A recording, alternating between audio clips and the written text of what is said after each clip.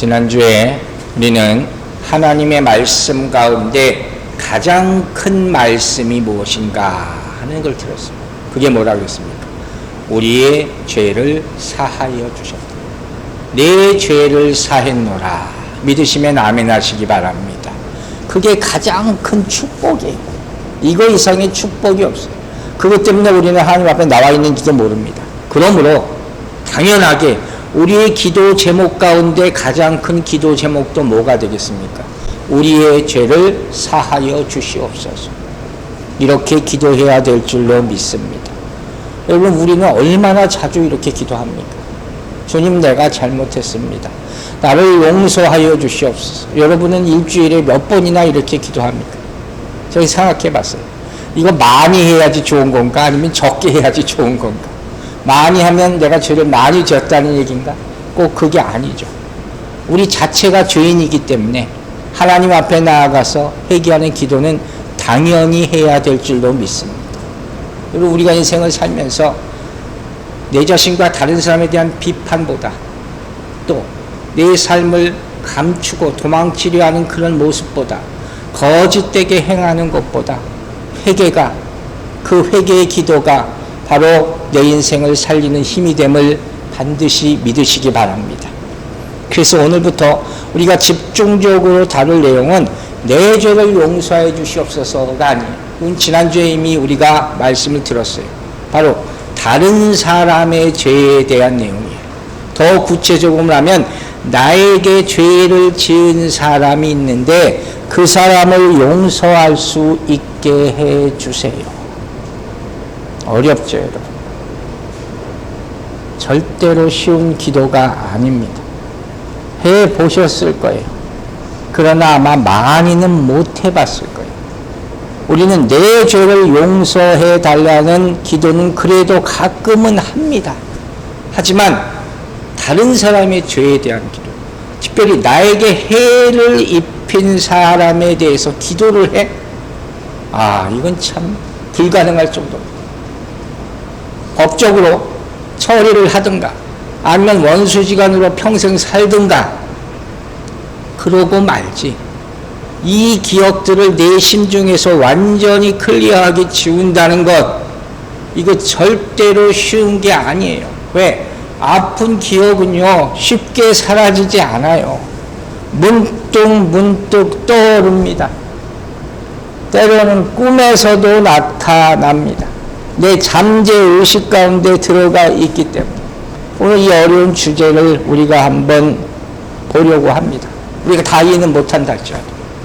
자, 마태복음 6장 11절 그리고 누가복음 11장 4절 이 두 말씀을 함께 읽겠습니다. 우리가 우리에게 죄 지은 자를 사하여 준 것 같이 우리 죄를 사하여 주옵시고. 누가복음 11장에도 똑같은 주기도문이 나오거든요. 내용은 좀 틀리지만 우리가 우리에게 죄 지은 모든 사람을 용서하오니 우리 죄도 사하여 주옵시고.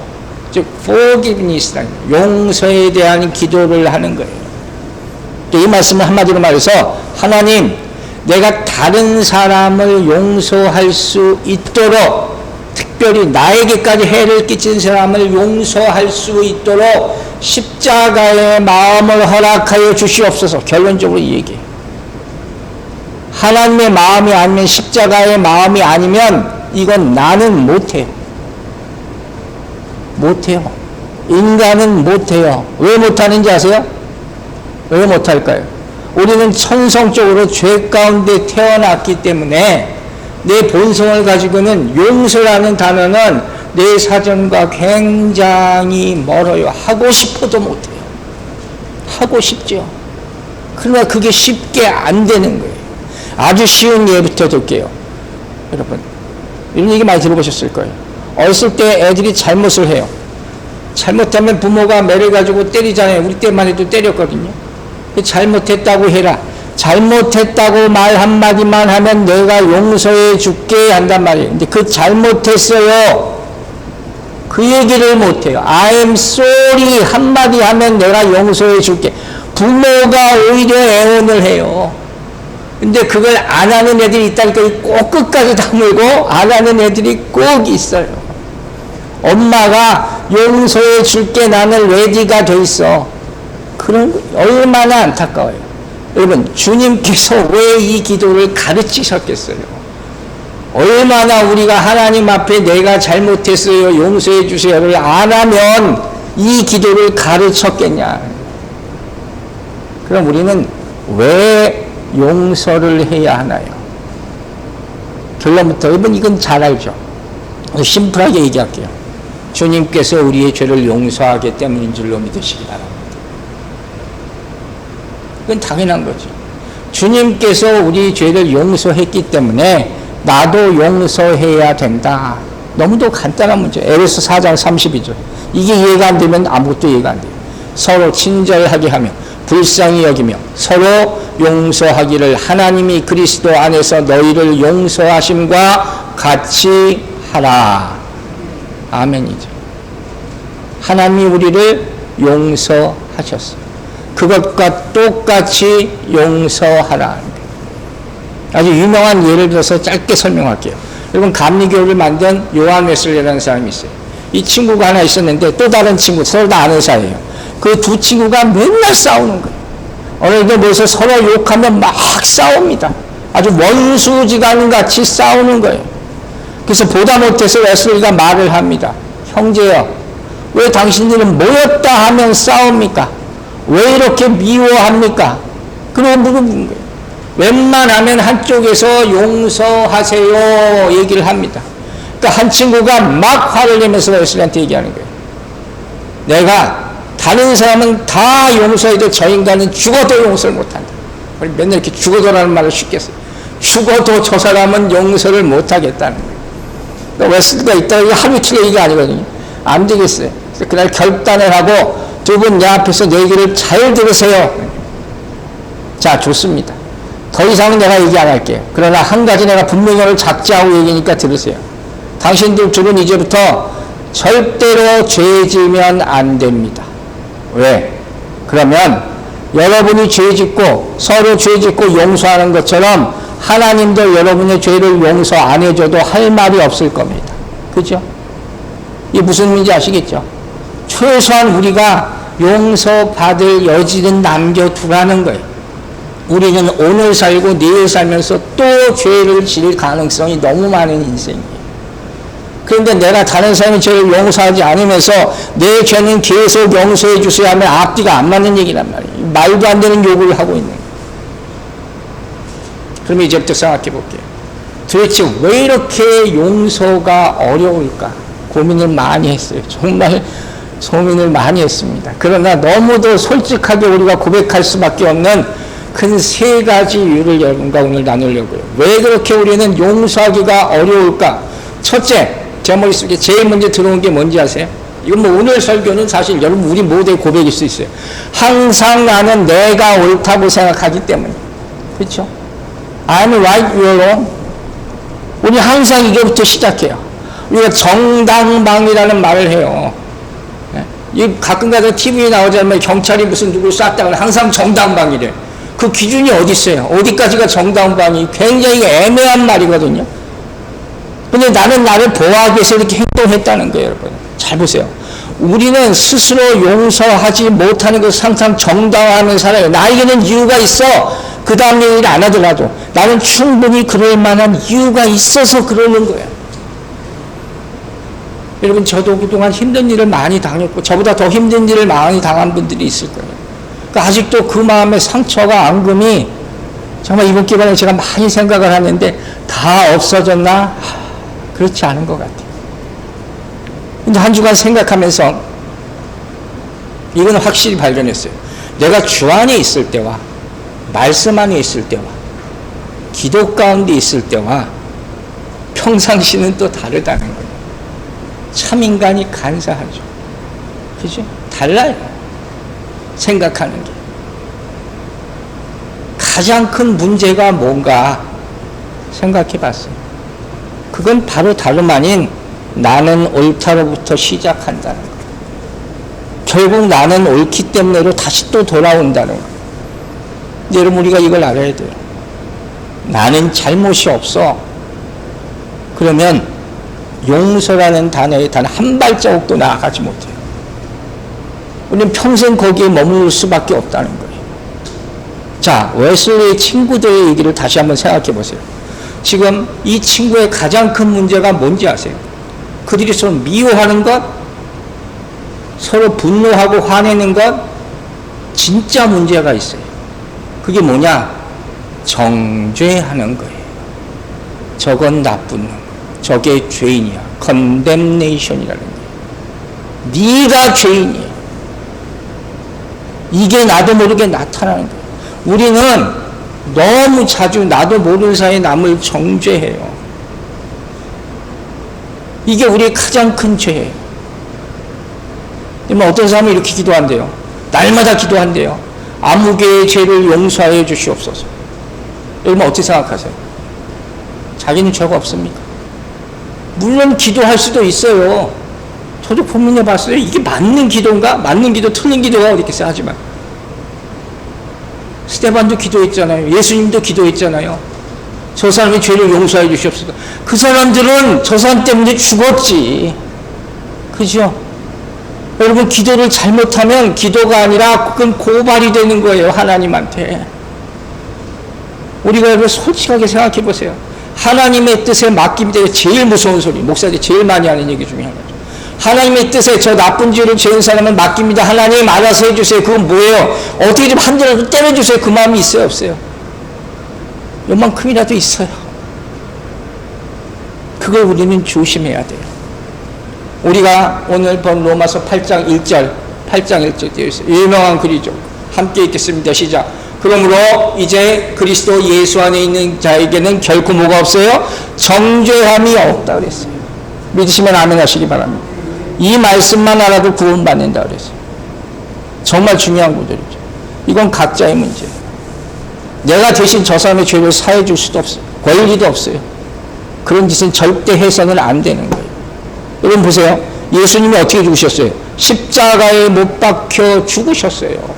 십자가형은 그 당시 가장 악한 죄를 짓는 사람이 받는 형벌이었어요. 왜 그런 형벌을 받으셨어요? 죄가 그렇게 나빠서? 죄질이 많아서? 그렇게 많은 죄를 져서? 아니에요. 오로지 우리의 죄를 용서하시기 위해서. 그때 우리의 죄라는, 우리라는 건 뭐예요? 누구를 위해서 죽은 거예요? 그 관계가 뭔지 아세요? 그 로마서 5장 10절에서 이렇게 표현해요. 곧 우리가 원수 되었을 때 그의 아들의 죽으심으로 말미암아 하나님과 화목하게 되었은즉 화목하게 된 자로서는 더욱 그의 사하심으로 말미암아 구원을 받을 것이다. 뭐예요? 원수예요. 예수 그리스도 하나님의 원수, 그 원수를 위하여 죽으셨어요. 그 원수를 용서하기 위해서 죽으셨어요. 그래서 우리에게는 그게 복음이 되는 거예요. 여러분 중요한 교훈을 하나 드립니다. 용서는 나든지 누구든지 그 사람의 상태와 상관없이 하는 거예요. 그래서 우리는 그게 힘들어요. 내 마음에 좀 들어주면, 조금 나아지면, 나한테 좀 잘해지면 내가 용서해 주기 생각해 볼까? 그게 아니라는 거예요. 예수님은 원수를 위해서 죽고 용서하셨음을 잊지 마시기 바랍니다. 어떤 사람이 그리스도인들을 조롱하고 비판해요. 그럼 이게 뭐 요새는 뭐 너무 잦으니까 뭐라고 얘기하겠어요? 저 그리스도인들이, 자칭 그리스도인들은 제일 이중적이고 제일 맨날 죄를 지으면서도 거룩한 척한다. 이렇게 비난을 하는 거예요. 여러분 오늘 제가 분명히 한 가지 대답을 여러분한테 드릴게요. 그렇게 설명을 하세요. 우리가 예수 믿고 나서 또 죄를 져요. 그러나 예수 그리스도를 부인하지 않는 한, 그분이 내 구주 그리스도라는 사실을 부인하지 않는 한 우리가 하나님의 자녀 되는 관계가 절대로 취소되는 것이 아님을 믿으시기 바랍니다. 그래서 우리는 오늘도 살 수 있는 거예요. 물론 우리는 하나님의 사랑과 은혜 앞에 우리가 죄가 있기 때문에 항상 가서 회개하는 마음으로 가져야 돼요. 그러나 알아야 될 것은 세상에서 말하는 윤리 도덕법을 어긴 것과 하나님, 내 아버지한테 내가 잘못한 것과는 차원이 다른 거예요. 하나님은 용서하심을 믿으시기 바랍니다. 이걸 깨닫는 게 은혜예요. 이게 진짜 복음인 거예요. 어떻게 세상 윤리 도덕과 하나님의 사랑을 비교할 수가 있습니까? 예수 그리스도의 죽음의 가치는 그 정도가 아니에요. 그보다 훨씬 큼을 믿으시기 바랍니다. 온 인류를 구원하시기 위해서 죽으셨는데 어떻게 인간관계하고 주님의 관계를 비교할 수가 있습니까? 여러분 와서 8장 1절에서 뭐라고 했어요? 결코 정죄함이 없나니. 절대로 안 하는 거예요. 어떻게 이렇게 말할 수 있는지 아세요? 그 다음에 나와 있어요. 8장 3절에 답이 있어요. 율법이 육신으로 말미암아 연약하여 할 수 없는 그것을. 율법은 못해요.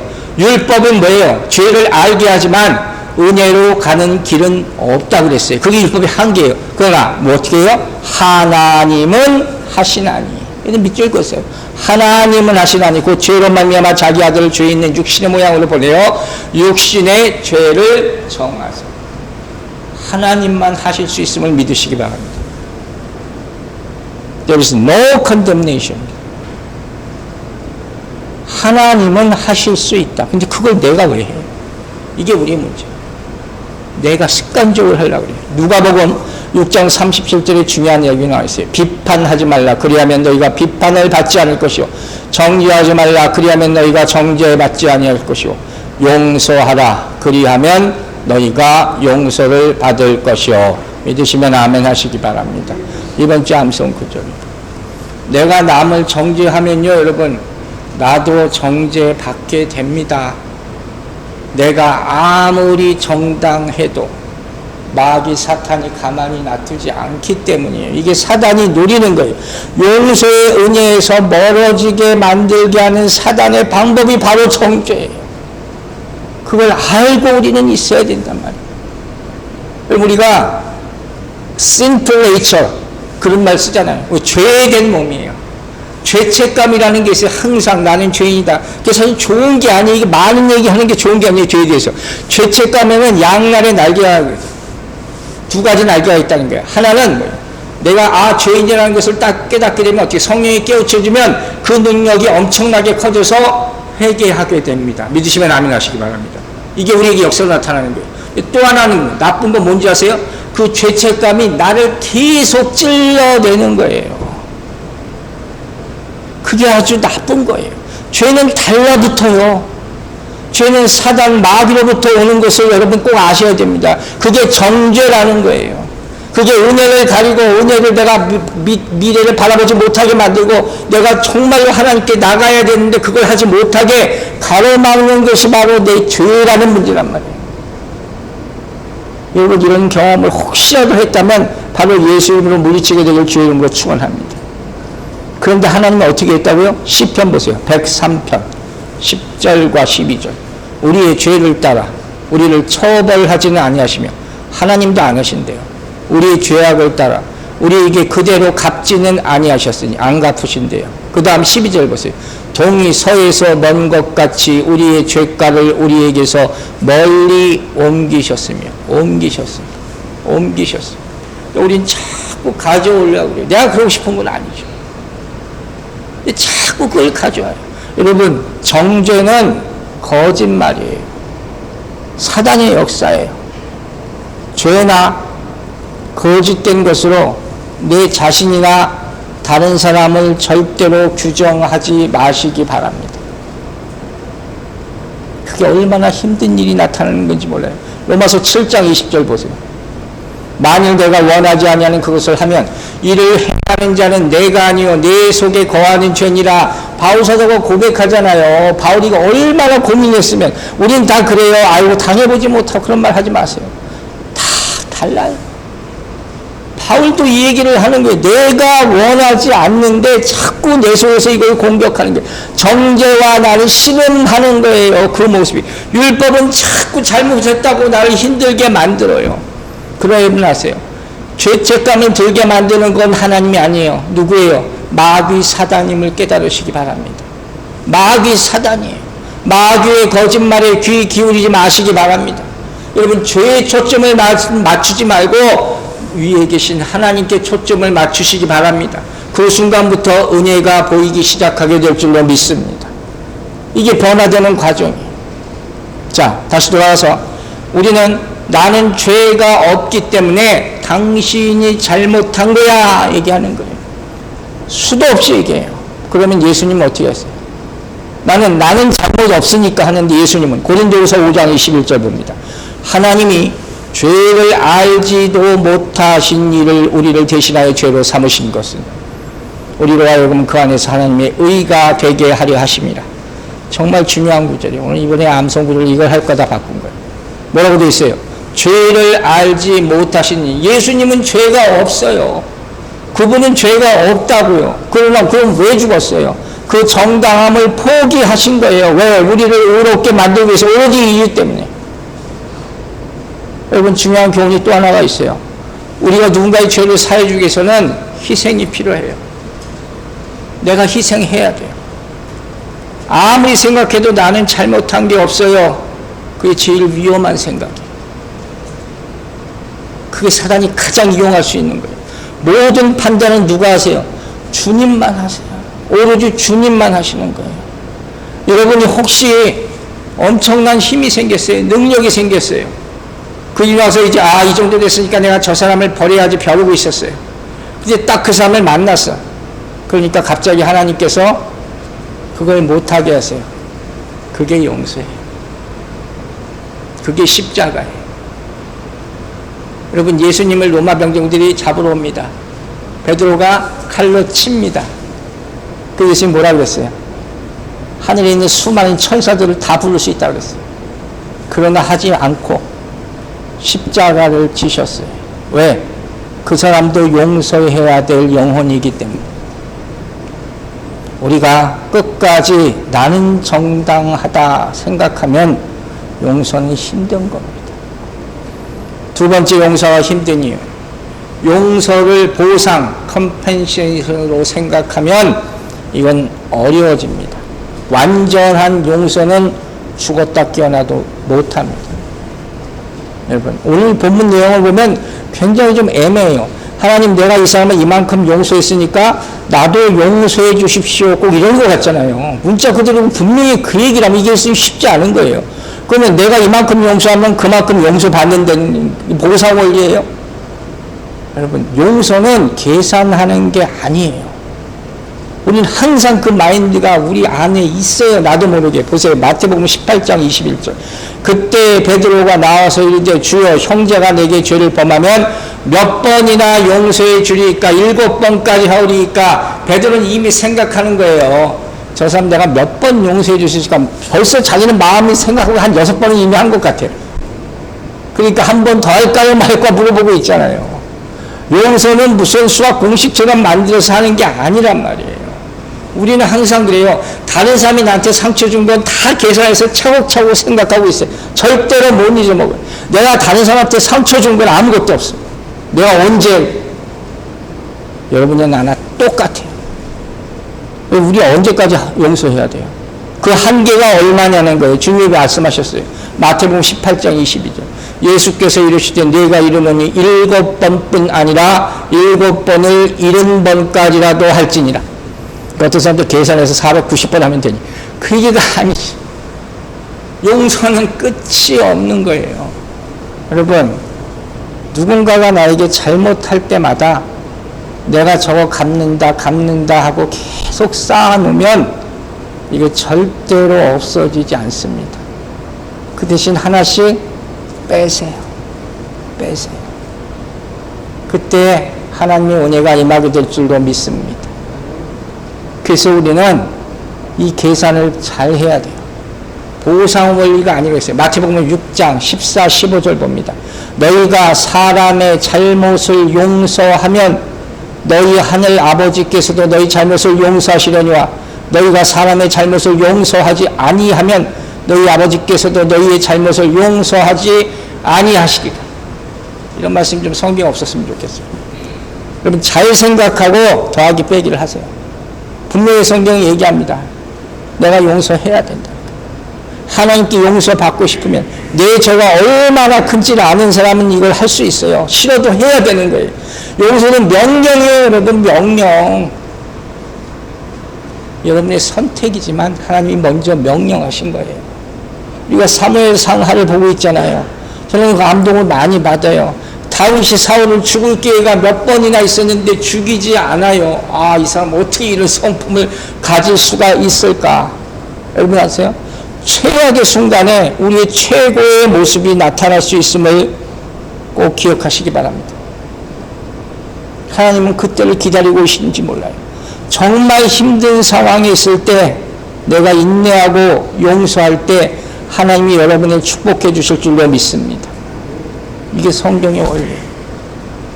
세 번째, 용서는 갚는 게 아니라고 했잖아요. 갚는 게 아닐 뿐만 아니라 우리의 복수, 리벤지 하는 것을 give up, 포기하는 거예요. 완전히 이걸 포기하시기를 바랍니다. 로마서 12장 19절 보세요.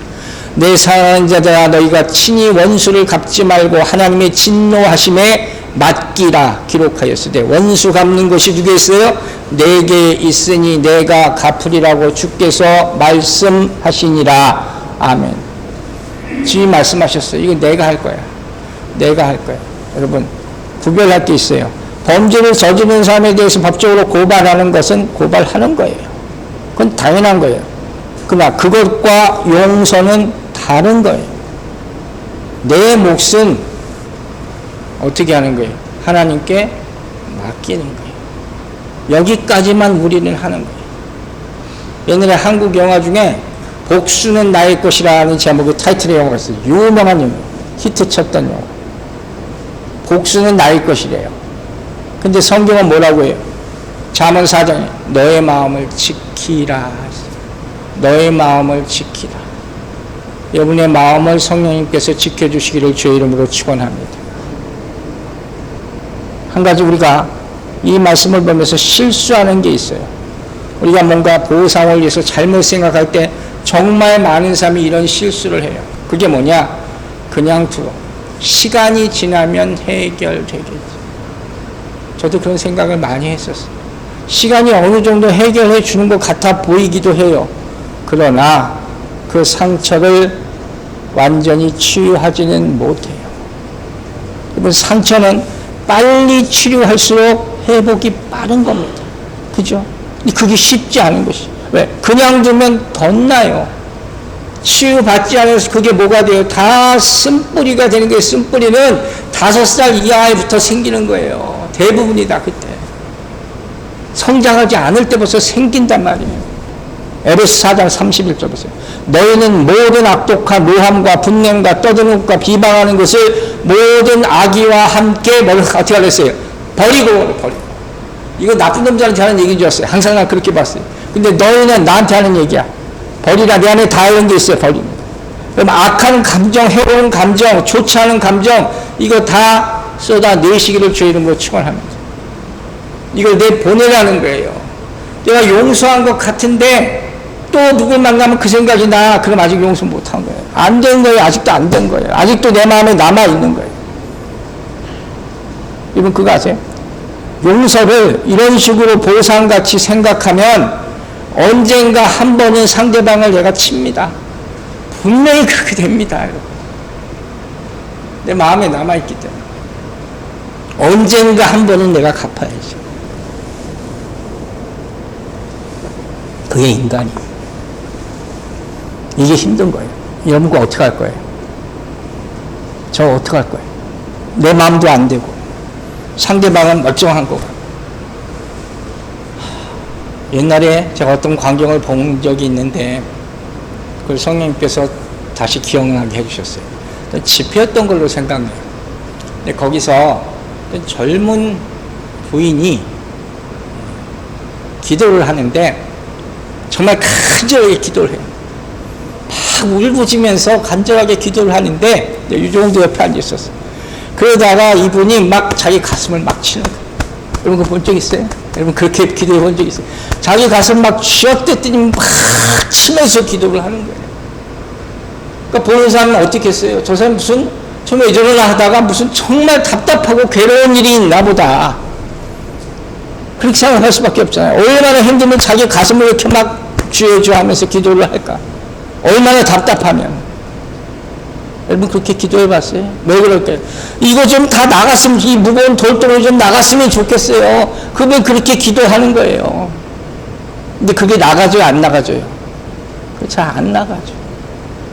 그러니까 괴롭고 힘든 거예요. 그러나 그 생각이 딱 떠오르면서 하나님이 이런 마음을 주셨어요. 여러분, 우리는 이렇게 기도해야 돼요. 내 마음으로 안다면 이렇게 쳐서라도 내보내야 돼요. 생활의 원리를 제가 하나 알려드려요, 여러분. 케찹 있죠, 케찹. 케찹을 새로 사서 따서 나오면 안 나와요. 안 나와. 우리 아들이 케찹을 너무 좋아해서 내가 잘 알아. 케찹을 빨리 나오게 하는 방법 알려드릴게요. 때리세요. 훨씬 잘 나옵니다. 여러분 적용할 수 있겠어요? 너무 상반된 얘기겠지만. 마태복음 7장 7절에 유명한 말씀이 있죠. 올려주세요. 마태복음 7장. 구하라, 찾으라. 그게 뭐예요? 두드리라. 맨날 천국문만 두드리라는 건 줄 알았어. 내 마음을 두드려야 돼. 기도하라는 거예요. 말로 안 되면 손으로도 두드려야 돼. 상대방을 두드려 팰 생각하지 말고 내 마음을 먼저 두드리라는 거예요. 내 안에 있는 더러운 것들을 다 내보내야 돼. 내 용서를 방해하는 것들을 두드려 쳐서 다 내보내야지 승리하게 될 줄로 믿습니다. 우리 신학교 다닐 때 우리 무슨 파운데이션 강의 하나 듣는 거 있었는데 자기 일생을 이렇게 돌아보면서 내가 어떻게 하다 신학교까지 왔냐 이거 쭉 하는 그 과정이 아직도 난 기억나는 과정이에요. 그 가운데 forgiveness, 용서라는 그 띠이 있거든요. 그때 얘기하신 게 있어요. 교수님 얘기하신 게 내가 잊질 못해요. 자, 여기 컵이 있잖아요. 여기 컵이 잘 있어요. 여기 컵에다가 침을 뱉어봐요. 한 30분 계속 뱉어보세요. 침이 이만큼 모일 거 아니에요. 그죠? 이게 다시 마실 수 있어요? 여러분 침이에요. 이게 다시 먹을 수 있냐고? 못 먹어요. 왜? 더러워서. 냄새나서. 이거 내 안에서 나온 거예요. 아시겠어요? 내 안에서 나온 게 이렇게 더러워요. 그걸 우리는 모르고 살아. 주님은 아시죠? 이거 뱉어내야 돼. 이걸 다 뱉어내야 돼. 그런데 이걸 내가 모른 채 다른 사람한테 뱉는 게 정죄예요. 이걸 나는 깨달았어. 여러분, 용서하지 못할 사정이 다 있어요. 그러나 최소한 그 사람 때문에 내가 악해지지는 말아야 될 줄도 믿습니다. 그게 주님의 가르침. 세 번째, 마지막으로 용서 못하는 이유 한 가지만 더 나눌게요. 이게 사실 가장 힘든 거예요. 기억에서 떠나지 않기 때문에. 기억에 계속 남아있어요. 두려움과 수치심과 상처받은 것, 이게 떠나지 않는 게 딱지가 돼서 점점 쌓여가고 있어요. 그래서 어떻게 반응합니까? 한 가지는 숨기는 거예요. 다 숨기고 싶어요. 두 번째는 무감각 체질하고 자꾸 노력하는 게 모든 사람이 그래요. 세 번째는 다른 것에 중독되는 게 그걸로 잊기 위해서. 다 셋 중에 하나이다. 그러면서 내 삶은 온전하지 못해요. 부정적인 요소가 항상 남아있기 때문에 이걸 어떻게 해야 되냐는 거예요. 성경에는 모든 답이 있습니다. 믿으십니까? 자, 예를 하나 드릴게요. 바로 예수님과 베드로의 관계예요. 베드로를 용서하시는 예수님의 모습에서 우리는 답을 찾습니다. 이 스토리에 뭐가 있어요? 용서가 있고 회복, restoration이 있어요. 다 있어요. 여러분, 용서하면 회복될 줄로 믿으시기 바랍니다. 반드시 나에게 가장 먼저 복이 오는 거예요. 자, 보세요. 스토리 여러분 알아요. 요한복음 21장이에요. 본문 없습니다. 베드로가 예수님이 죽으신 후 베드로는 어떻게 해요? 그냥 떠나잖아요. 그러나 이 사람의 심리는 어떤지 아세요? 교회 지도자였는데 이 사람은 배신자 낙이찍어 세 번이나 부인했어. 실패자, 수치심에 가득 차 있어. 그래서 이제는 예수님의 제자로 살아가질 못해요. 가장 힘든 것이 뭐였을까요? 내가 예수를 세 번이나 부인했다. 예수님 나를 절대로 용서하지 않으실 거야. 성령 받기 전엔 그랬다니까요. 마가 다락봉에 모인 사람이 제대로 된 사람이 하나도 없었어요. 그러니까 예수님께 돌아가지 못하는 거예요, 여러분. 수많은 사람이 아직도 이러고 살아요. 그 기억 때문에 교회를 떠나고 돌아오지 못하고 사람에게 돌아오지 못하고 주님께 돌아오지 못하고 어둠 가운데 과거 가운데 머무르는 사람이 얼마나 많습니까? 그죠? 근데 회복의 과정이 요한복음 21장 15절부터 19절까지 우리가 잘 아는 구절이 나와 있어요. Do you love me? 내가 나를 사랑하느냐. 그죠? 첫 번째, 두 번째 물어보셨어요. Do you love me? 물어보시잖아요. 이 첫 번째, 두 번째 사랑하느냐 물어보면 뭐라고 그랬어요? 아가페라고 그랬어요. 헬라어 아가페. 하나님의 사랑을 얘기하는 거예요. 그 근데 베드로는 네 사랑합니다 할 때 두 번 다 뭐라고 대답해요? 필레오예요. 이건 프렌드십이에요. 우정이에요. 우정. 동분수답하는 게 있다 그랬어요. 다른 길을 가고 있는 거예요. 그때까지 베드로는 하나님의 아가페의 사랑이 뭔지 전혀 모르는 거예요. 여러분, 아가페의 사랑이 뭔지를 모르면 우정은 언제든지 깨져요. 그걸 아세요. 언니 동생 하지 마세요. 교회에서. 전 별로 안 좋아해요. 그거 언제든지 깨지는 거예요. 그런데 세 번째는 어떻게 하세요? 세 번째는 뭘로 물어보셨을 것 같아요? 아가페? 아니라 필레오로 물어보셨어요. 저는 옛날에는요, 세 번째 아가페로 물어보고 베드로도 아가페로 답하면 이거 정말 어마어마한 거예요. 이렇게 생각했어요. 내가 10년 전에 설교했다면 이렇게 설교했을 것 같아요. 근데 그게 아니에요. 예수님도 필레오로 내려오시고 베드로는 계속 필레오로 답합니다. 이건 뭔지 아세요? 하나님은 베드로가 이것밖에 안 되는 걸 아시는 거예요. 여기에 더 큰 은혜가 있어요. 어떻게 용서하는지 얘기할게요. 첫 번째, 그 사람의 수준으로 내려가야 돼요. 나를 따라오기 기대하지 마세요. 예수님의 사랑은 항상 내려가는 거예요. 빌립보서에 나오잖아요. 2장 8절. 사람의 모양으로 나타내서 어떻게 했어요? 자기를 낮추시고 죽기까지 복종하셨으니 그 십자가에 죽으십니다. 하늘 보좌를 버리셨다 하잖아요. 우리가 찬양하죠. 가장 높은 곳에서 가장 낮은 곳으로 맨날 찬양하잖아요. 그분은, 우리 주님은 내가 있는 그곳에서 우리를 만나주심을 믿으시기 바랍니다. 그럼 베드로가 깨달았다는 것은 조금 더 나은 사람이 되고 나서 깨달았다는 게 절대로 아니에요. 주님이 찾아오신 그 순간 깨닫게 되는 거예요. 이게 은혜예요. 신학적으로 깨닫는 것은 뭐 싸워서 내가 투쟁해서 공부만 해서 얻는 게 아니라는 거예요. 주님을 만나는 순간 깨닫게 될 줄로 믿습니다. 뭐 사단이 우리가 믿는 것을 방해하는 가장 큰 이유가 뭔지 아세요? 그거 모르죠. 사단이 왜 이렇게 방해하나? 신앙적으로 그들이 열등감을 가지고 있어 시기심을 갖고 있기 때문에 자기들이 실패했어요. 자기들은 은혜를 거부했어요. 자기들은 믿지 못했어요. 그러니까 우리도 믿지 못하게 만드는 거예요. 왜 우리 계좌를 같이 놀라고 그래요, 여러분? 그거 주님은 어떻게 해요? 우리를 위해서 내려오셨어요. 왜 내려오셨냐? 너를 향한 나의 마음은 변하지 않았다. 우리가 잘할 때도 사랑하셨고 못할 때도 용서하셨어요. 이 사실을 잊지 마시기 바랍니다.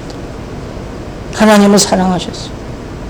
그러나 두 번째, 하나님은 베드로에게 숨게 만들고 있지 않게 하셨어요. 여러분, 그래서 어떻게 합니까?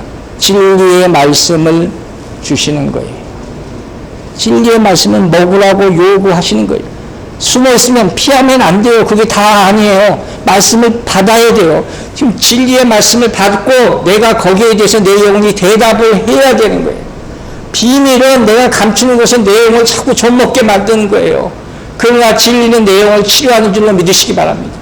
그래서 말씀이 필요한 거예요. 주님은 다른 얘기를 안 하세요. 오로지 사랑하는 것을.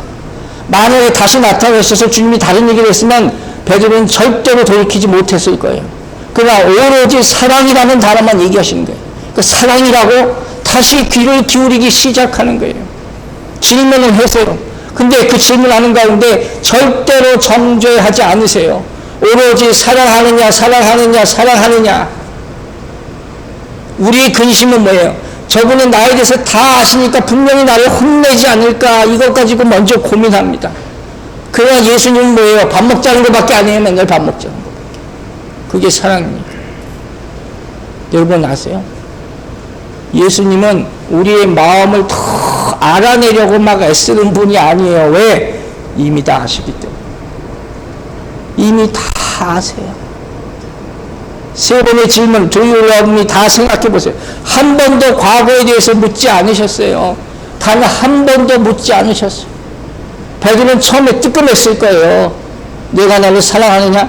자기가 3번 부인했던 사실이 딱 떠올랐을 거예요. 지금 그거 얘기하는 건가? 그러나 두 번째도 묻지 않으셨어요. 그때 어떻게 해요? 그 기억에서 내가 잘못한 것을 점점 잊게 만드세요. 여러분 잘 기억하세요. 용서하는 방법이에요. 한꺼번에 안 돼요. 조금씩 잊게 하십니다. 그리고 세 번째, 그분이 필리아오로 이제 내 마음에 완전히 들어오세요. 그분이 나의 주인이 되시는 거예요. 이 역사가 여러분의 일어나기를 주의 이름으로 축원합니다. 여러분, 천국에는 착한 사람만 갈까요? 아니, 온갖 과거를 가진 사람들이 다 모이는 것이 천국이에요. 예수님 중요한 걸 보는 것은 이전의 삶이 아니 이후의 삶이에요. 그죠? 평가는 주님이 하신 일을 믿으시기 바랍니다. 사람 그거 신경 쓰지 마세요. 우리의 간증은 사람들 앞에서 내가 이렇게 이제 잘 살게 됐습니다 하는 게 아니에요. 나는 부끄러워요. 그러나 하나님의 은혜로 거듭났습니다. 하나님 앞에 고하는 게 그게 간증인 줄로 믿으시기 바랍니다. 그분은 사랑하시고 말씀을 대하게 하시고 세 번째, 우리에게 일을 시키셔서 완전히 회복시킵니다.